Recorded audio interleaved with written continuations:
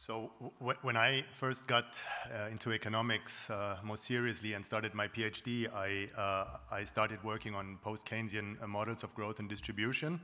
And one of the main motivations to work with these models was that they allowed one also to analyze the conditions under which inequality can be inefficient.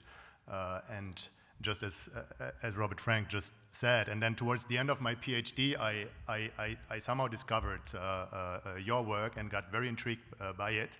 And ever since, I have been very interested in the work that you do. And so I'm very pleased to have you here. I think we invited you once almost 10 years ago. It didn't work out, and so now I'm really happy that you can be here, because actually I think that the kind of behavioral economics that Robert Frank does can be a kind of micro foundation to more aggregate macroeconomics, post-Keynesian macroeconomics, and to answer the kind of questions that I'm and many others in this room are interested in.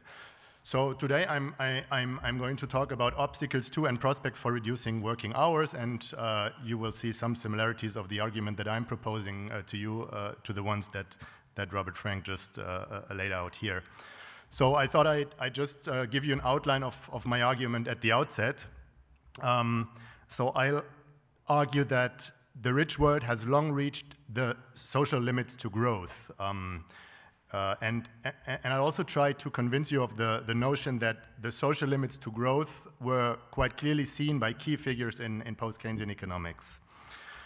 I'll then argue that reducing working hours and increasing leisure, a non-positional good, has a greater potential to increase people's life satisfaction than more economic growth and consumption, positional good. One of the obstacles to a reduction in working hours is what I call the rat race for relative income, positional arms races. And the rat race is exacerbated by high wage inequality, weak collective bargaining coverage, and low quality of public services. So I'm going to show some empirical evidence of this. But I'll also show you some results of a representative survey that we did among the German population. Just a few days ago, I got the preliminary results of this survey. So we asked 5,000 Germans how they felt about some issues surrounding working time. And I'll show you that the support of the 4-day work week and some other measures that could help to reduce working hours, such as a social service period, is actually very high in Germany. And so I'm going to talk about some policy implications. Okay, so this is the agenda, and I'll start with the social limits to growth and ask the question of whether this is or should be a central theme in post-Keynesian economic analysis. Then I'll present a case for reducing work hours, show you some survey results for Germany, and then talk about some policy implications of the social limits to growth perspective.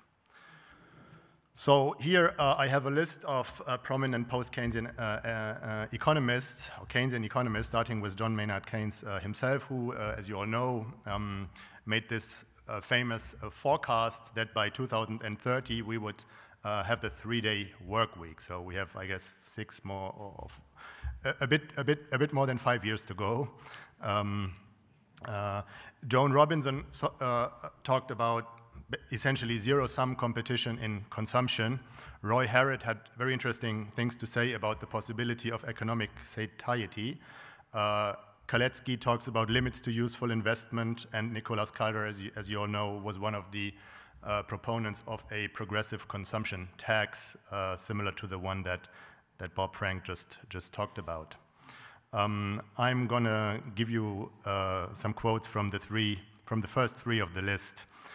So this you all know, I'm sure. Keynes wrote in 1930 that the economic problem may be solved or be at least within sight of solution within 100 years. So this is about now. And he argued a point may soon be reached when the absolute needs are satisfied, in the sense that we prefer to devote our further energies to non-economic purposes.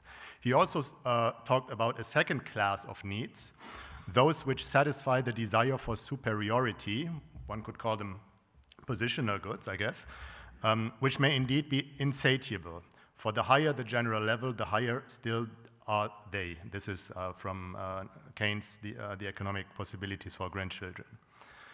So here is Keynes' forecast of productivity growth, and he was actually quite accurate in his forecast. So here we see his forecast from 1930, which is implicit in this little essay from 1930, forecast of GDP growth from 1930 to 2000, and actual GDP growth in the rich world. But he utterly failed in his forecast of the reduction of working time. He predicted that by now we would be at a 15 hours work week, and as you all know, this is not the case. Joan Robinson, I just have give you this quote here. She wrote, "There is a kind of competition in consumption induced by the desire to impress the Joneses, which makes each family strive to keep up at least an appearance of being as well off as those that they mix with, so that outlay by one induces outlay by others." I think this is a very similar argument. Roy Harrod, I encourage you all to read his fascinating essay, which he wrote in 1958. It's a very short essay on the possibility of economic satiety, and he distinguishes two kinds of wealth. The first is democratic wealth, which can be achieved through productivity growth. It can be raised only by more material things capable of mass production being made available to everyone. But then there is another form of wealth, and I think this essentially means positional goods, which he calls oligarchic wealth. And this is purchases by the rich essentially of personal services and service-intense consumption goods. So if you have a society of rich and poor, and the poor are the servants, the housekeepers of the rich, it's impossible to increase everyone's income so that everyone can have servants, because for obvious reasons. And the quote that I put up here from Harrod illustrates just that. It is impossible for one man, on average, however high the average income per capita, to engage in any one year the services of more than one man-year of the labor of others, which puts a severe limitation upon the range of possible satisfactions achievable through a general increase of income. And Harrod actually was a key reference for Fred Hirsch's book, 1976, on the social limits to growth. Modern post-Keynesians have analyzed conditions under which a zero-growth economy can, one, be consistent with positive profits, which is required in a capitalist economy, and also with financial and social stability. Some of the papers that analyze these conditions were presented here at the conference. And also how it can be combined with a convivial economy. I actually only learned this term this morning in a session by Camp Benedict to produce ecological Camp Benedict, to produce ecological sustainability and social well-being. So it is, and I think it should be even a more active field of work in post-Keynesian economics. So what is the economic case for reducing work hours spelled out more explicitly? Keynes, I mean, in many ways was a very conventional economist and reasoned in neoclassical terms. So if you assume a neoclassical utility maximization over consumption, C, and leisure, HF, you get this utility function. And then if the hourly wage increases, the individual is faced with the following choice. Because the opportunity cost of leisure increases, that's the substitution effect, he or she may opt for longer work hours. But at the same time, a given income target can be achieved with less work. That's the income effect, of course, and that may point the individual into the direction of lower work hours. And Keynes' famous thesis was that the income effect would dominate and productivity growth will lead us in an age of leisure and abundance, which we should be in right now, but we are not. So why did Keynes overestimate the income effect? And I'd argue, along the lines of Fred Hirsch and Robert Frank, that there is a fundamental asymmetry between positional consumption and non-positional leisure in the neoclassical utility function, if you want to put the question in this way. And in today's capitalist society, a relatively high level of consumption signals a high social status. If you buy relatively high consumption, education for your children, buy an expensive car, live in the best neighborhoods to be able to send your kids to the best schools and all that, that is relevant to social status. But the same is not true of a relatively high level of leisure. And without collective action, this may result in positional arms races for relative consumption, where individuals are forced to sacrifice leisure time. So one illustration of this is the famous Easterlin paradox. Here in the figure on the top, we see that life satisfaction is positively correlated with relative income at a given point in time. This is Germany. But if you increase everyone's income, we can see that here in the figure at the bottom, per capita GDP, that's the red line, increased by 30% in the last 20-25 years in Germany, but average life satisfaction stagnates. And an obvious interpretation is that positional externalities dominate in rich countries. So, yeah, what happened to the income effect in rich countries? So why, despite the fact that we had so much productivity growth, we still work such long hours? We can see in this figure here that average hours worked per person are decreasing in GDP per capita for low and middle income countries. That's the income effect. This is a cross-section of low, middle, and high income countries. And on the vertical axis, you see the hours per week per person. On the horizontal axis, you see GDP, the log of the GDP per capita. So we see a negative slope, but for the rich countries, average work hours are no longer decreasing in GDP per capita. And if we look at individual hours wage slopes, so here we see working hours along the wage distribution within different countries. We can see that for low and middle income countries, workers with a relatively low hourly real wage work longer hours than workers with a high hourly real wage. So in Tanzania, if you are in the bottom decile of the hourly wage distribution, you work very long hours, and if you are at the top of the hourly wage distribution, you work much shorter hours. But as you can see here, the hours wage slopes in rich countries are essentially flat. And so one interpretation would be that high-income households are actually competing here for positional goods, and so that the income effect is just a lot weaker. So if we look at time series, here we have for 9 rich countries. On the left hand side, we see hours worked per worker from 1915 to 2020. So we see that historically, decreasing work hours were really the norm. So we don't have very accurate figures for the time before 1950, but of course throughout the 19th century, average work hours per workers decreased. They continued to decrease until 1980, and the pause in the decrease of work hours is really a historical exception.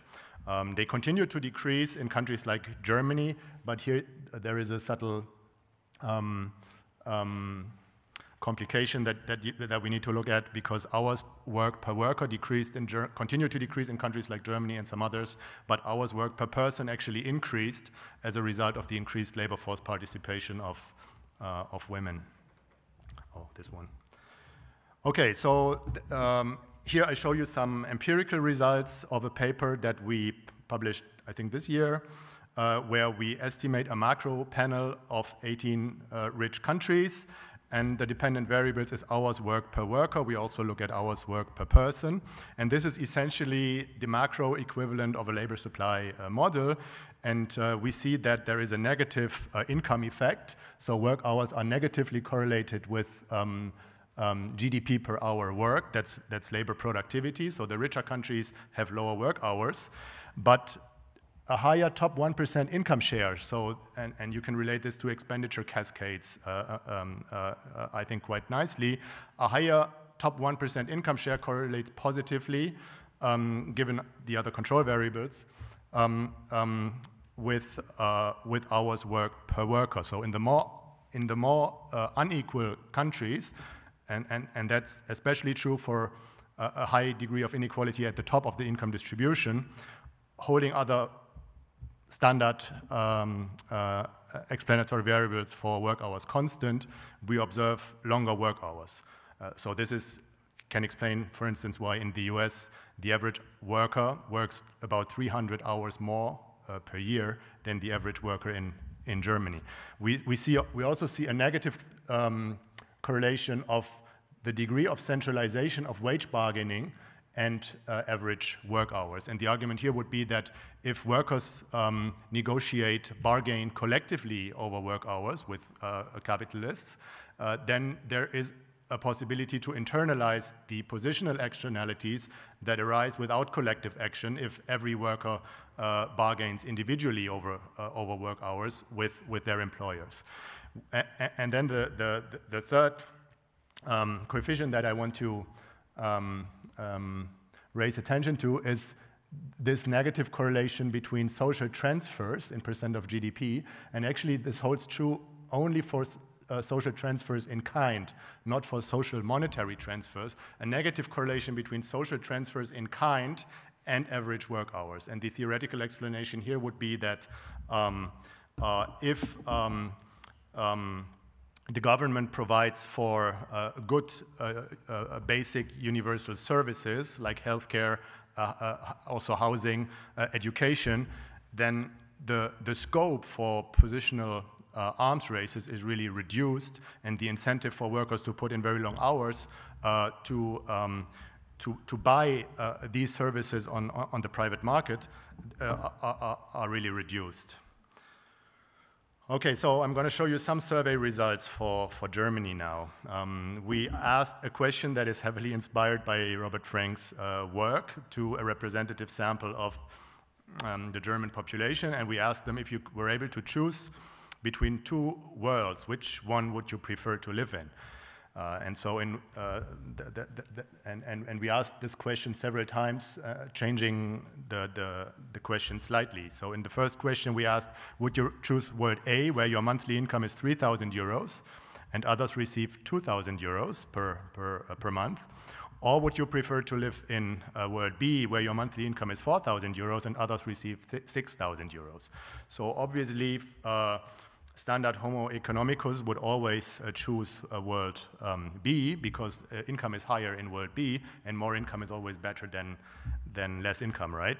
But we find that here more than a third of Germans responded that they would prefer world A. And then we asked a similar question about working hours.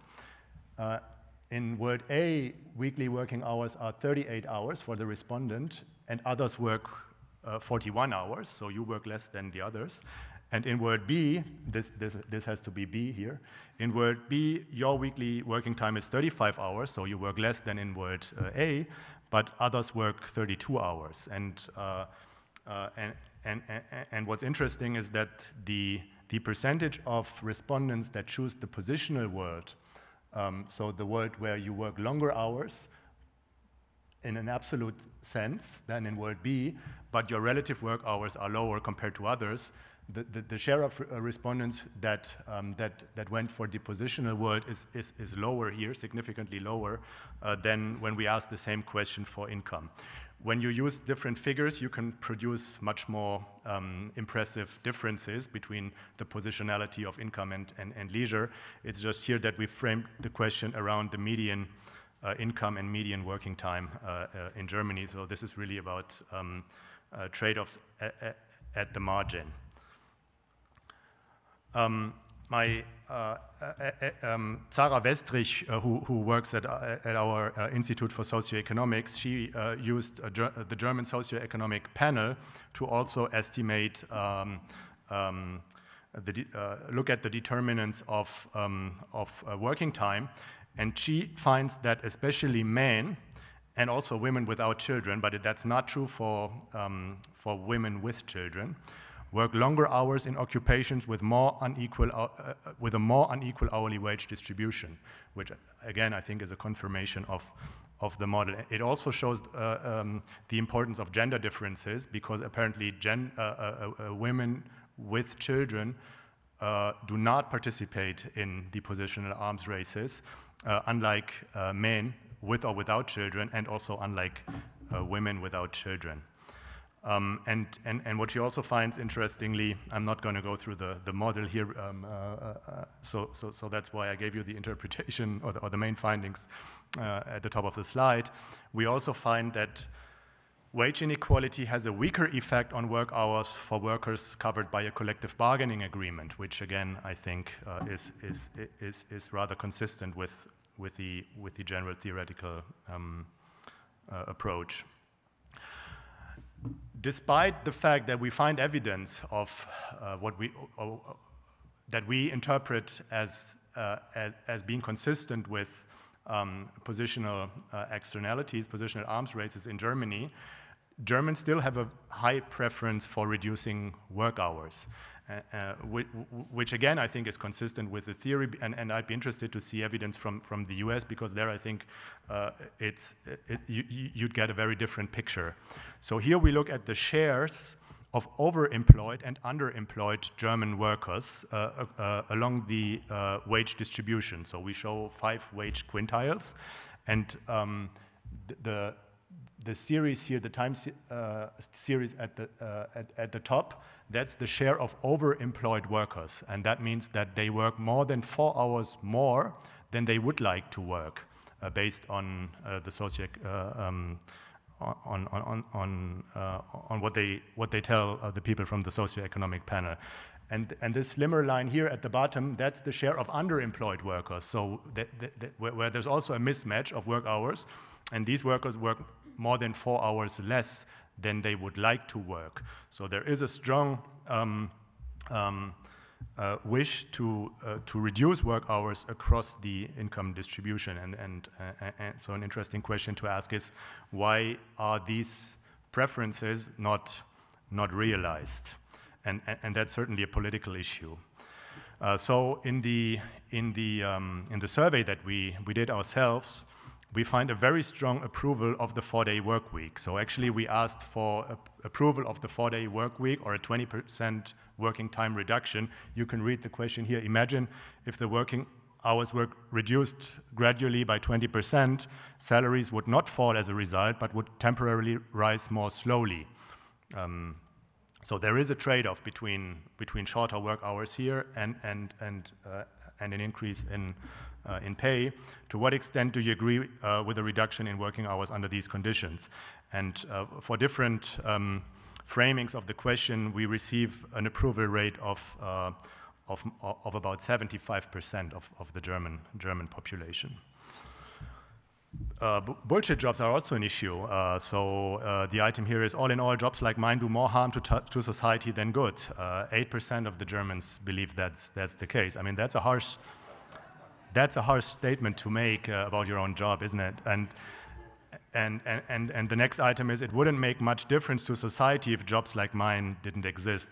Here we have like 13-14% of the respondents who agree. So some policy implications.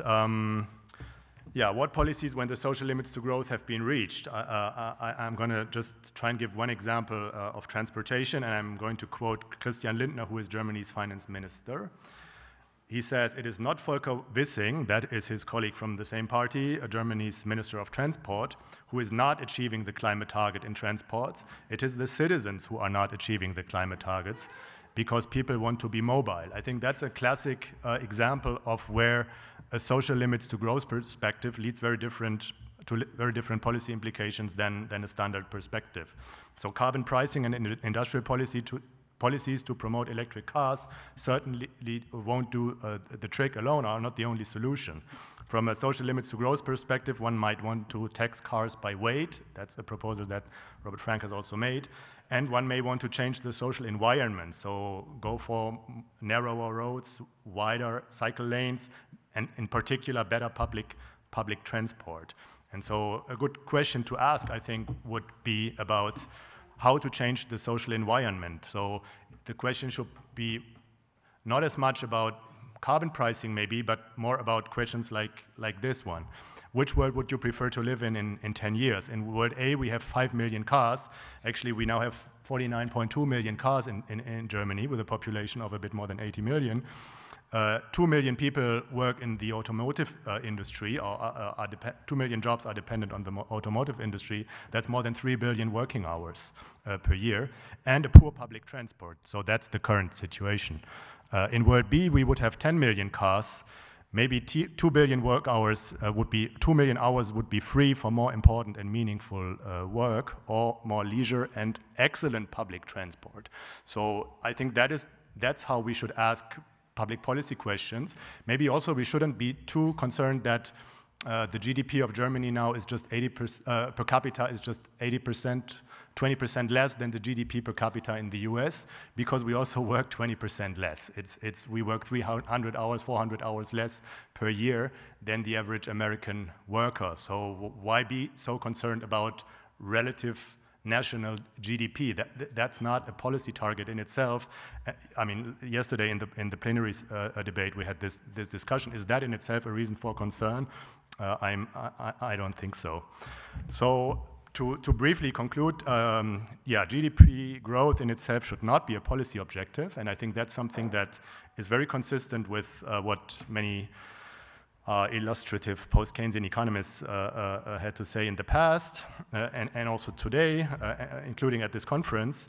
Policies of working time reduction should be at the focus of progressive supply-side economics with a view to well-being, gender inequality. I think that's absolutely key here. How can you have gender inequality if both men and women work more than 30 hours? And also ecological sustainability. Facilitating factors would be to strengthen universal public services, to reduce the domain of positional arms races. This includes education, health, housing, transportation, strengthen collective bargaining coverage, and reduce income inequality. Thanks for your attention.